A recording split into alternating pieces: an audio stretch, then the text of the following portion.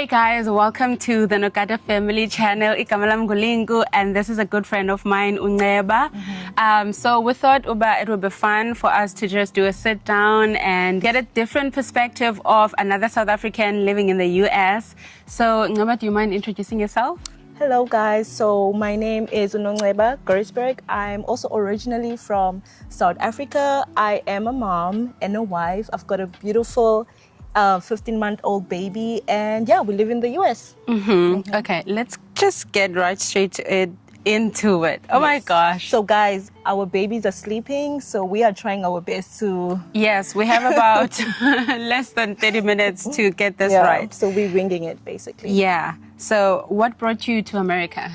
Okay, so basically a few years ago, I was really not happy about where I was in South Africa. I had a really good office job, but I felt like I want to travel a little bit more. And yeah, when I looked at my opportunities, I discovered a program called au pairing in the US. So yeah, I decided to join the program, and that's how I decided to move here basically. Just to travel a little bit and see the world. That was the main thing, I guess. So was it your plan to stay long term, or? It wasn't really my plan to stay long term because I was very comfortable in South Africa, but I just felt like I needed to see the world a little bit. So yeah, initially it really wasn't my plan, but things just unfolded in a different way, and I'm happy about how things turned out for me. Basically. Okay. What else? What were the culture shocks that you experienced or still experiencing? Well, I wouldn't say that there's a drastic culture shock. I mean, especially with growing up in Cape Town, because I mean, I feel like most of the time you think that moving abroad will be so different and it will give you so much thrill, but so there wasn't really a culture shock for me, especially because Cape Town is so international, you know? So maybe I would say the food was not as good as I thought it would be. I mean... Same. Right? Oh my gosh, same.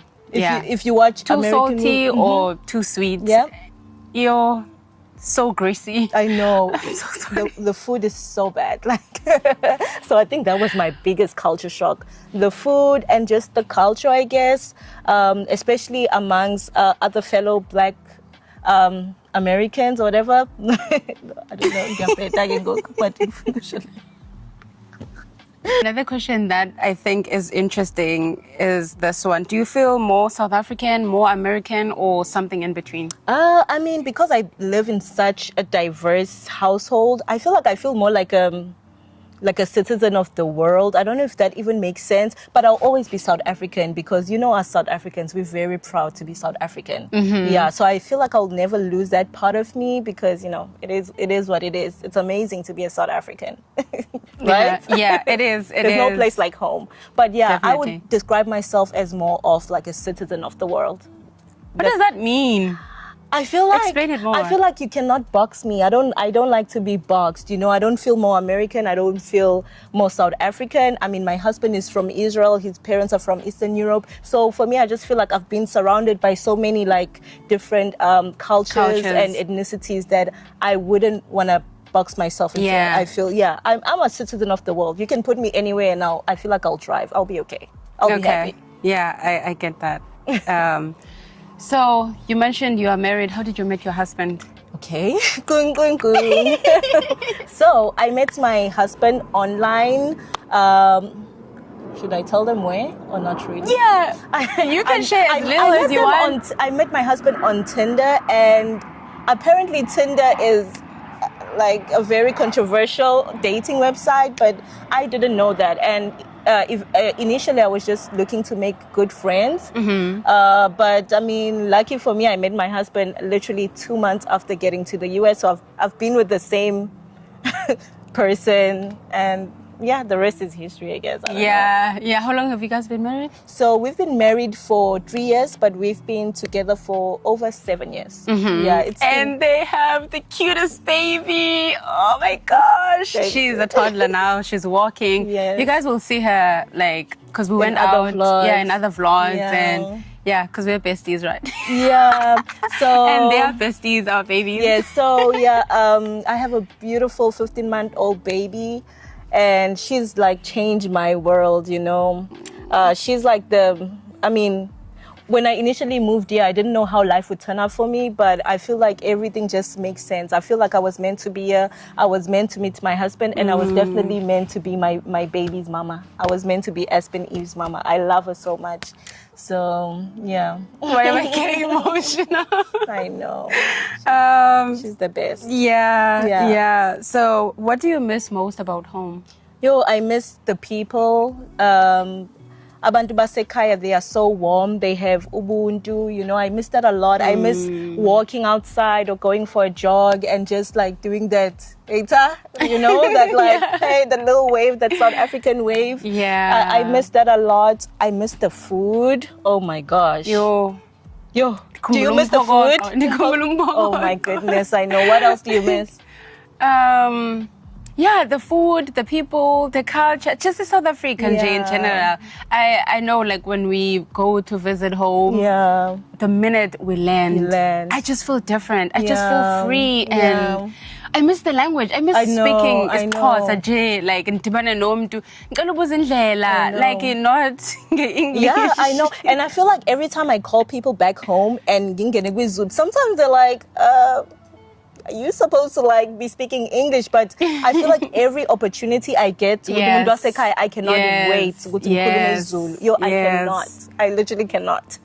Yeah. That's what is kind of... So yeah, the people, the food, and just everything. South Africa is amazing. It's everything. It's everything. Yeah. And you get to appreciate it more Yes. when you are out of it. Like when you live abroad, you start regretting the things that you did not appreciate about your country. And so many things. Yeah. The mountains, it's beautiful. Everything, yes.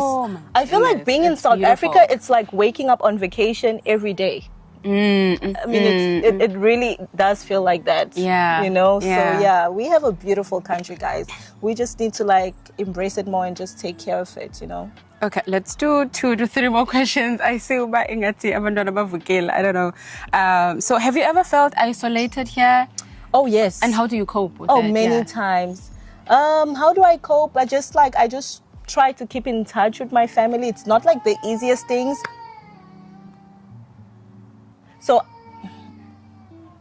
let's pause. I'm gonna go get Ulu because he's crying. Okay. Guys, sorry about that. You're having babies. We had to take a little... Yeah. So I was still asking, Uba, have you ever felt isolated, and how do you cope with it? I mean, all the time, I mean, I just try to keep in touch with my family as much as I can. I mean, if you could ask my aunt, who's currently visiting right now, we speak so often that you would swear that we live in the same country. But living abroad is amazing. It gives you a lot of good opportunities. It opens your eyes to a new world, but it can definitely feel lonely. What about yourself? Many times, even though I have a husband, people always think, oh, but you're married to someone that's from South Africa. You speak the same language. But America can be so lonely. Yeah, it can, especially with babies. I think it was different when, I guess from my part, when I was a little bit younger and it was just my husband and I. I mean, we had obviously a lot of other things to do with friends. But now that we are kind of like more like... You can't just up and go when you feel I need to get out of this house. I think everything is about baby now, and all we can think about is the community that we raise her in, Yeah. You're talking about loneliness, isolation in America. It's real. It's real. And actually, a lot of people get depressed. People think it's glamorous. There's that as well. But it's really nice. The dollar goes a long way. We enjoy the dollar. We enjoy the safety compared to home. Of course.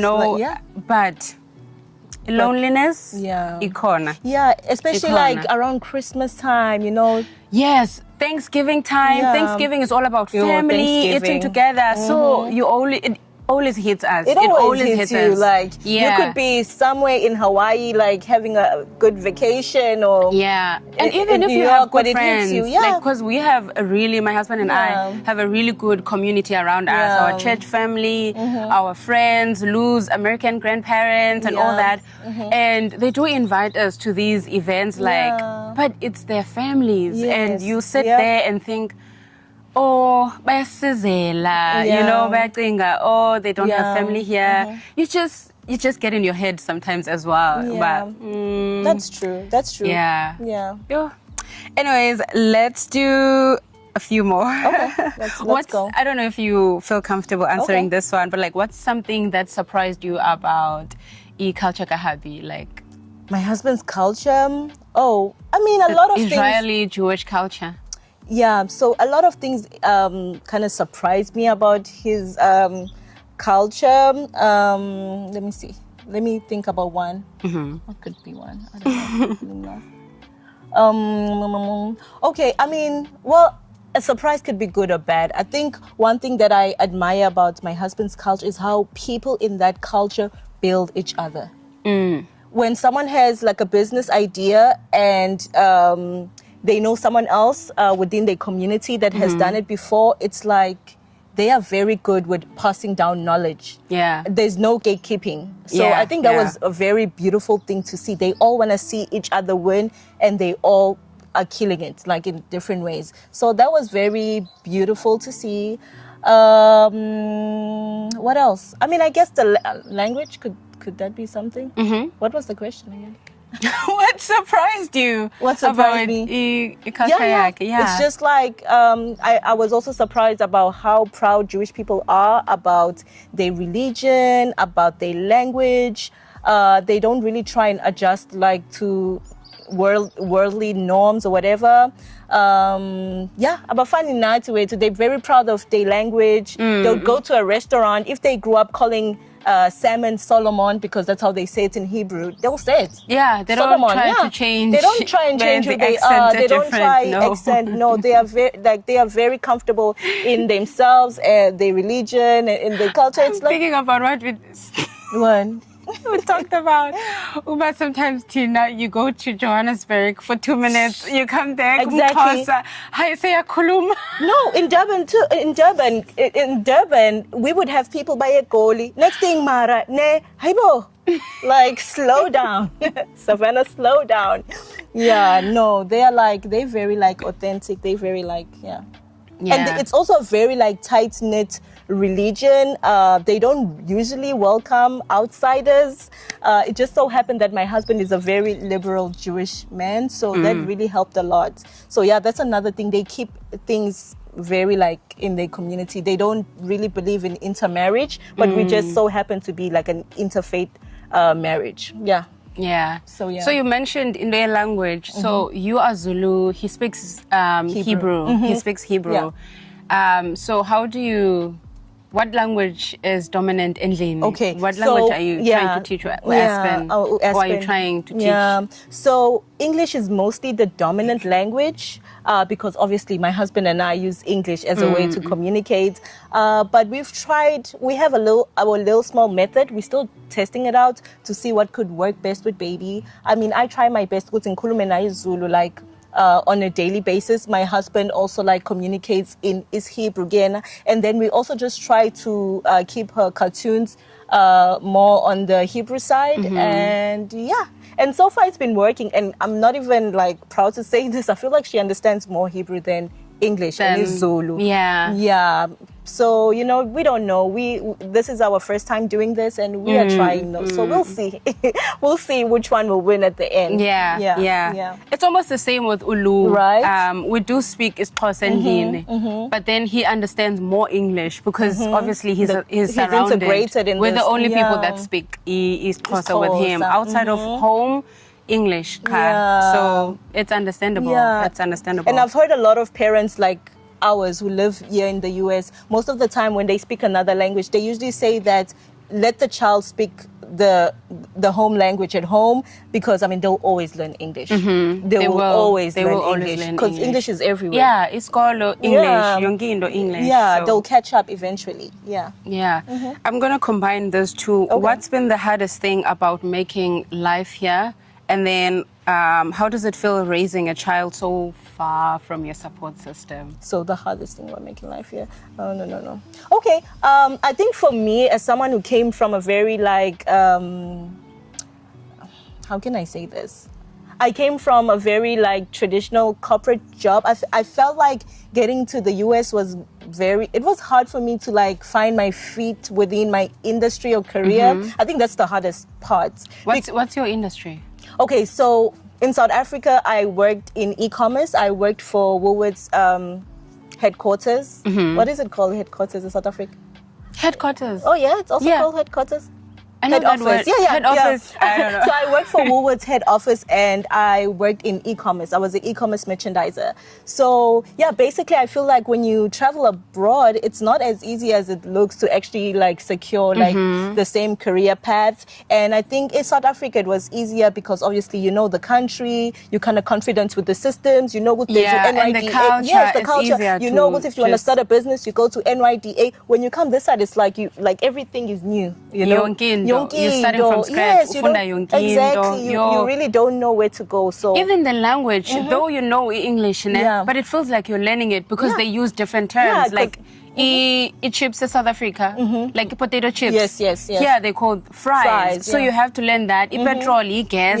So you're like, oh my gosh, there's so much. Because I mean, also South Africa, we grew up with British English and then it's American English. So it's like it's so many things. Yeah. And then raising a child. Raising a child from so far away from your support system. Yeah, it can be challenging, you know, but also I've just always been a very like do my own thing kind of person. Independent. Yeah, so it's like it's challenging, but I'm okay with it, you know. Yeah, I'm okay with it. I mean, obviously what differs is the values, you know. I feel like Americans have a totally different values than Ekaya, you know. Yeah. The way we raise kids.